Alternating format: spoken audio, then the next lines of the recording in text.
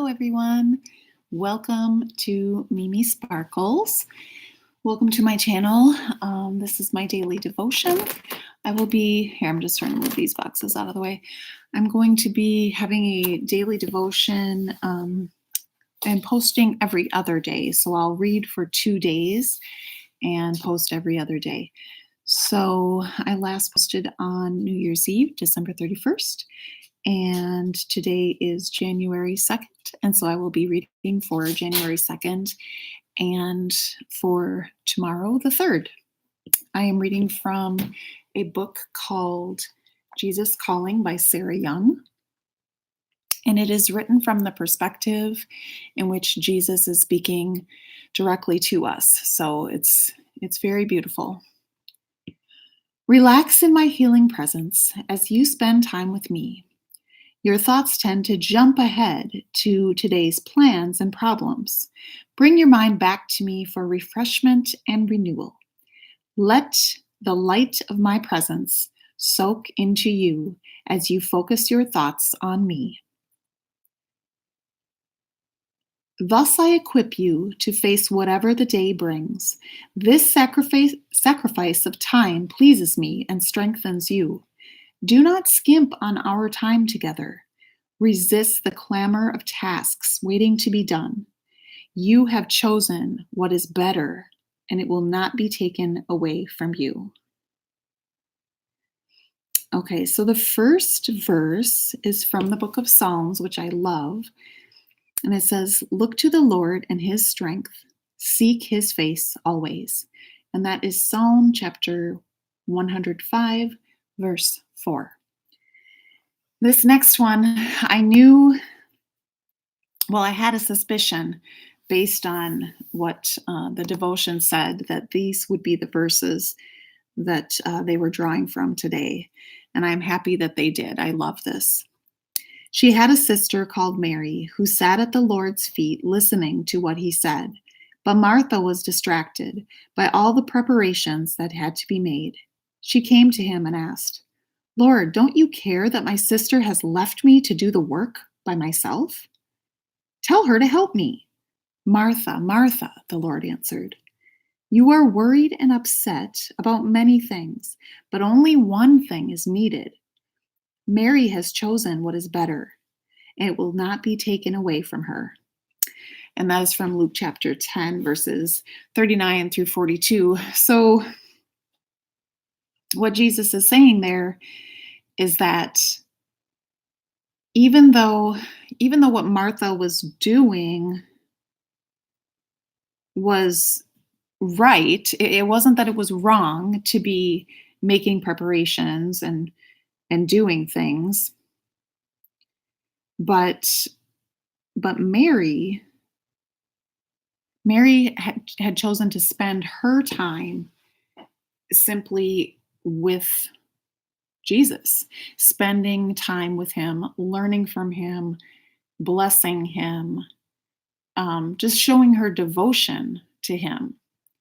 And so sometimes we can get very distracted by just doing. And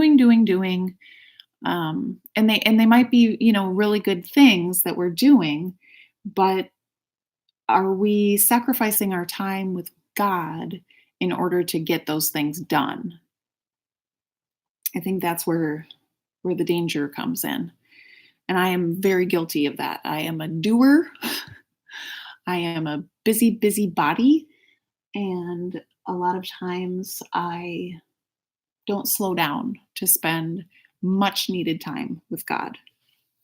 So I'm glad that I am doing this tonight. All right, so for January 3rd, refresh yourself in the peace of my presence. This peace can be your portion at all times and in all circumstances. Learn to hide in the secret of my presence, even as you carry out your duties in the world. I am both with you and within you. I go before you to open up the way, and I also walk alongside you. There can never be another companion as devoted as I am. Because I am your constant companion, there should be a lightness to your step that is observable to others. Do not be weighed down with problems and unresolved issues, for I am your burden bearer. In the world, you have trials and distress, but don't let them get you down. I have conquered the world and deprived it of power to harm you. In me, you have confident peace. So this reminds me of one of my good friends who I've known for a long time, but we no longer live in in the same state because I moved away. But she recently reached out to me and several others who are Christians who she knew would join her in prayer. Her one of her children is currently in Australia where she was in an area that the wildfires were burning. Um, Very, very scary situation. Whole, towns basically are burning. And essentially, her daughter and the daughter's boyfriend and his family were trying to, vacate the area that was on fire.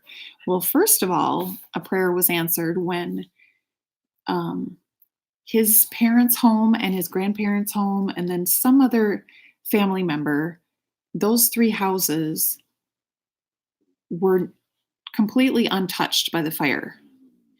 So, and the rest of the town really was burned. So that is just amazing. Um, but through these several past days, my friend has been, even though she has a strong belief in God and a trust and a relationship with Him, that's her child. And she is thousands and thousands of miles away from her child who is facing danger of these fires. And so I asked her, how are you doing? Are you getting any sleep? How are you functioning? And she's like, I am really not. um, Even though she trusts the Lord and knows He's there, but it was still difficult for her to completely, just cast over all of her worry onto Him.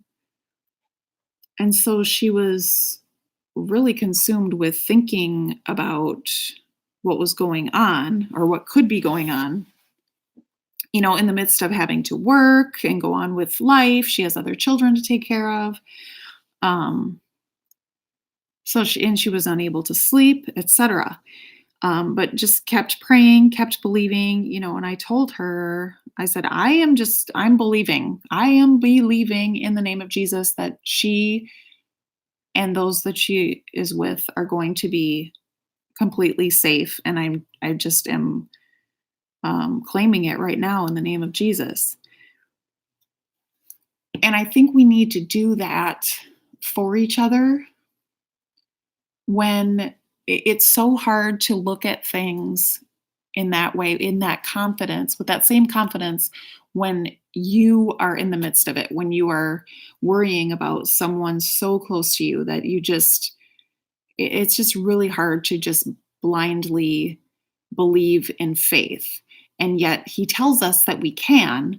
And so we need others around us to remind us of His promise to do that.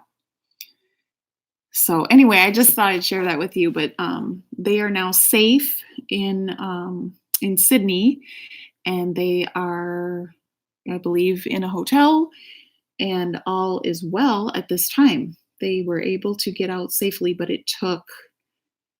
Basically, the fire was following them, is what it sounded like, and they would get to a point where they could no longer travel.